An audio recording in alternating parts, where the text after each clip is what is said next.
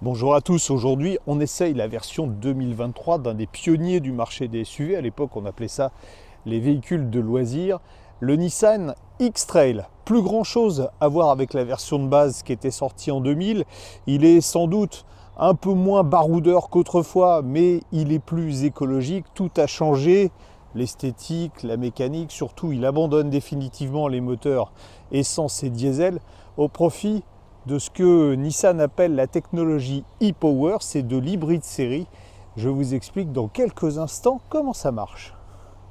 Le X-Trail partage la même plateforme que le Qashqai, mais évidemment avec des dimensions beaucoup plus généreuses.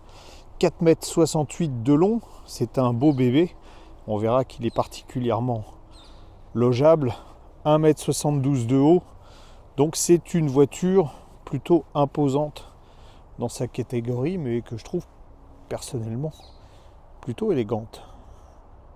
La vocation familiale du véhicule est affirmée ici par la capacité du coffre, 575 litres, parce qu'on a une version 5 places, c'est une 2 roues motrices ici. Si on veut les 7 places, c'est disponible, il faut à ce moment-là passer au 4x4. Il y a beaucoup d'espace à l'arrière et l'accès est extrêmement facile puisque c'est une des particularités de la voiture. Regardez, je m'éloigne pour qu'on voit bien. Les portes arrière s'ouvrent pratiquement à 90 degrés, je crois que c'est 86 degrés. Et donc à l'intérieur, on pourra voyager à 3 sans problème aux places arrière, d'autant qu'en plus, on peut moduler l'espace. La banquette est coulissante comme vous le voyez. Outre l'espace à bord, on apprécie aussi la présentation soignée. On a une touche de faux bois, mais du plus bel effet sur la planche de bord. Et puis un équipement assez complet sur cette version Tekna. L'équipement, ça commence par ce grand écran de 12,3 pouces qui est disponible sur les finitions hautes, avec navigation Nissan Connect, avec Apple CarPlay sans fil et Android Auto, avec également un système audio Bose Premium qui marche plutôt pas mal. On a un autre écran de 12,3 pouces pour l'instrumentation, paramétrable évidemment comme ça se fait aujourd'hui chez tout le monde, avec un affichage tête haute. Sur cette finition Tekna, on a aussi des sièges à réglage électrique qui sont chauffants, avec un revêtement, alors de loin on dirait du cuir, de près on dirait du plastique. C'est la grande tendance actuelle malheureusement. Chargeur à induction pour smartphone, ici deux petits boutons EV qui permettent de rouler, on va dire aller jusqu'à 3 km forcé en mode électrique, le e-pédale qui permet de conduire non pas avec une seule pédale jusqu'à l'arrêt, mais jusqu'à 5 km/h. En dessous on garde du rampage. Et puis là, le sélecteur un peu original, le sélecteur de vitesse, voilà, qu'on bouge comme ça. Sous le capot, on a la technologie e-Power qui est désormais chère à Nissan. Pour faire simple, c'est ce qu'on appelle un hybride série. En fait, ici, c'est simplement le moteur électrique sur les roues avant ici, puisqu'on a un simple moteur qui va entraîner la voiture. Un moteur qui développe 204 chevaux sur cette version. Il est alimenté par une petite batterie. Cette petite batterie étant elle-même alimentée par un générateur qui fait 110 kW, générateur qui est entraîné par le moteur à essence. Jusque-là, c'est relativement simple. Ça devient beaucoup plus complexe quand on s'intéresse à ce moteur à essence. Il est là. Un moteur 1,5 litre avec un turbo à géométrie variable, une double injection, ça existe chez la concurrence, mais surtout un système de compression variable. C'est quoi un système de compression variable? Eh bien simplement, en fonction du besoin de puissance, le piston va monter plus ou moins haut grâce à un système de biellette qui est installé en bas de la bielle. Donc on aura une course différente et un taux de compression différent. Il varie de 8,1 à 14,1. Typiquement, lorsqu'on a besoin de peu de puissance, on a un taux de compression élevé avec un très bon rendement, on est aux alentours de 38%, avec moins de pollution, moins de consommation. Et quand on a besoin de plus de puissance, on diminue le taux de compression pour éviter les phénomènes de cliquetis. C'est sans doute aujourd'hui le moteur à essence le plus sophistiqué du marché.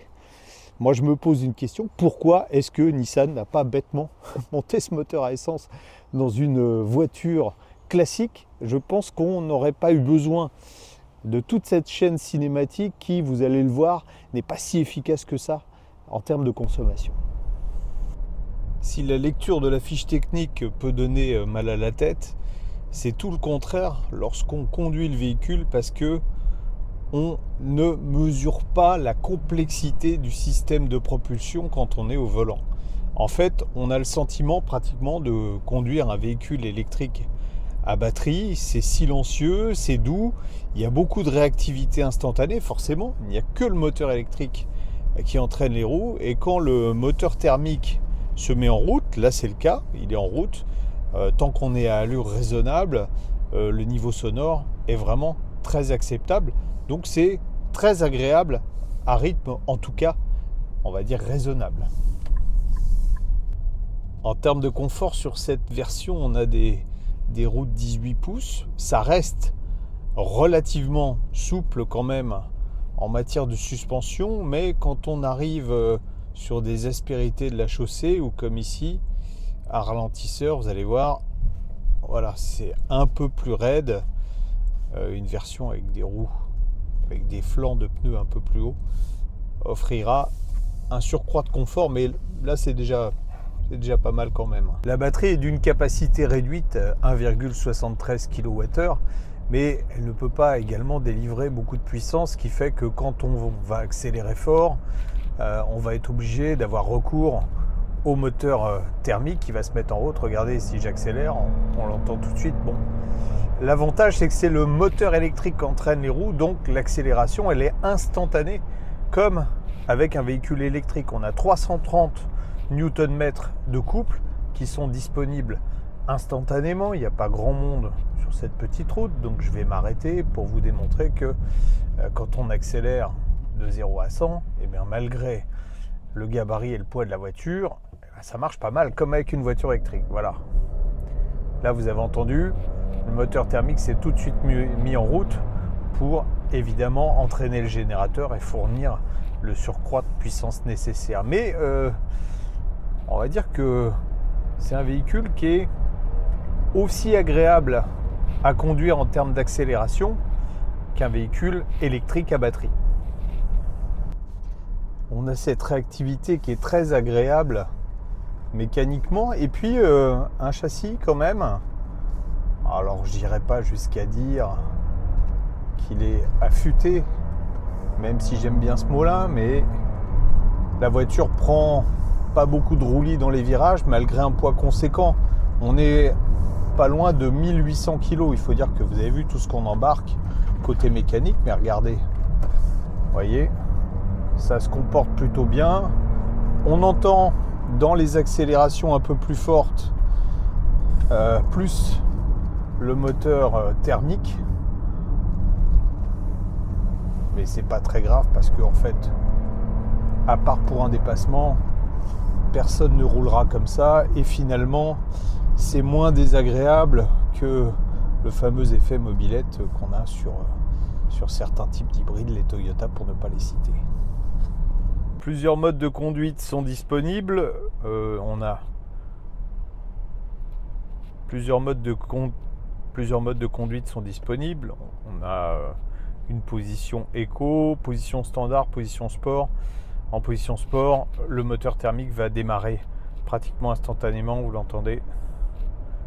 Comme dans le principe, on a un véhicule électrique, on peut profiter des mêmes fonctionnalités en termes de frein moteur. On a tout d'abord une position sur le sélecteur D comme ça, qui va donc accroître la récupération d'énergie en décélération. Et puis on a cette fonction ici e-pédale.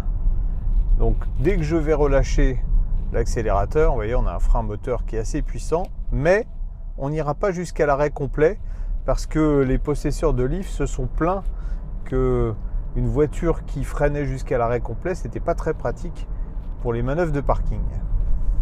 On va revenir sur l'appellation hybride série que je vous ai donnée au départ.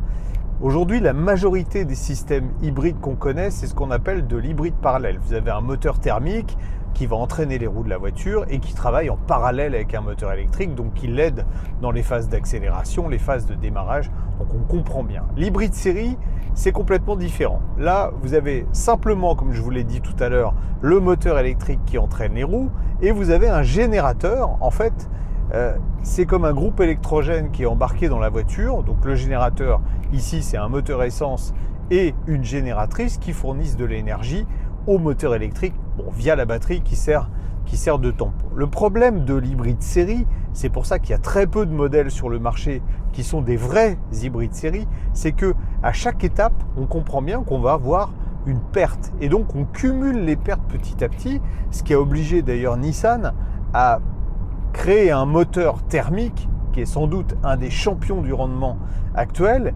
Et malgré ça, on a des consommations qui sont bonnes, hein, qui sont plus basses que celles d'un modèle essence standard, mais qui sont encore pas au niveau d'hybrides parallèles, qui sont beaucoup plus simples technologiquement et qui finalement sont plus accessibles financièrement. De là à penser que l'hybride série, c'est réellement la fausse bonne idée, il n'y a qu'un pas. Le seul avantage, c'est que dans la plupart des cas de figure de conduite, on a le sentiment d'être au volant d'un véhicule électrique à batterie. Voilà. L'intérêt, c'est ça. Après, sur la consommation, sur plein d'autres choses, pour moi, ça reste quand même une fausse bonne idée. 110 km/h avec le micro d'ambiance de la caméra pour tester le niveau sonore à bord de ce Nissan X-Trail e-Power. On est à une moyenne de 65,5 décibels, ce qui signifie que la voiture est silencieuse. On est 0,5 décibels au-dessus de ce que ferait un SUV électrique à peu près du même gabarit. On a quelques bruits aérodynamiques. Surtout, ce qui est intéressant, c'est que là, vous voyez, le moteur thermique est en route. On l'entend pratiquement pas, rien à voir avec le range extender de Mazda qu'on a essayé il n'y a pas très longtemps avec son moteur à piston rotatif qui lui fait un raffut absolument incroyable quand on est à cette vitesse là. Donc plutôt un bon résultat en termes de niveau sonore à bord.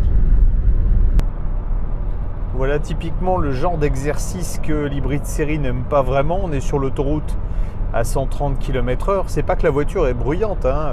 On entend à peine le générateur qui est en route. Là, on voit qu'il tourne en permanence pour alimenter en électricité le moteur électrique. C'est simplement en termes de consommation que c'est pas très rentable, puisque sur l'autoroute, là, il n'y a pas de vent, on est à 130, on a une consommation moyenne de pratiquement 8 litres au 100. Donc 8 litres au 100, on se rend bien compte que, alors si c'était un modèle essence, on est à peu près dans les clous, mais là il faut comparer ce qui est comparable, c'est-à-dire Nissan nous dit voilà, c'est une voiture électrique qu'on ne recharge pas. Bon, une voiture électrique équivalente sur l'autoroute d'environ 200 chevaux, un SUV, il va consommer, on va dire aux alentours de 24-25 kWh au 100 en roulant à 130 km/h. Là on a une consommation de 8 litres. Si on considère qu'il y a 10 kWh, ça fait pratiquement 80 kWh de consommation au 100. Donc on se rend bien compte que c'est nettement moins bon et c'est là le talon d'Achille de l'hybride série. Fin de notre petit parcours. Il est temps de faire un point sur la consommation. Vous voyez 6,3 litres au 100 de moyenne. Alors c'est pas sur la totalité du parcours qu'on a fait, parce que j'avais remis à zéro à un moment pour avoir la consommation autoroute, donc elle est normalement même un peu supérieure à ça, et en ayant fait assez peu de voies à 130 km/h, c'est dans l'absolu c'est pas trop mal, mais il y a des modèles concurrents, en particulier chez Toyota, qui arrivent à faire mieux avec des performances équivalentes. Je ne parle même pas des modèles électriques qui, en termes de consommation d'énergie, sont très en dessous. Donc ce que je vous dis depuis le début, est-ce que l'hybride série, finalement, n'est pas la fausse bonne idée? Le X-Trail est la deuxième Nissan que j'essaye avec le système e-Power, et je dois vous avouer, je ne comprends toujours pas pourquoi ce choix technologiquement aussi compliqué. Certes, la promesse de on roule électrique sans recharger est presque vraie, puisque l'agrément de conduite n'est pas très éloigné de celui d'un véhicule électrique à batterie.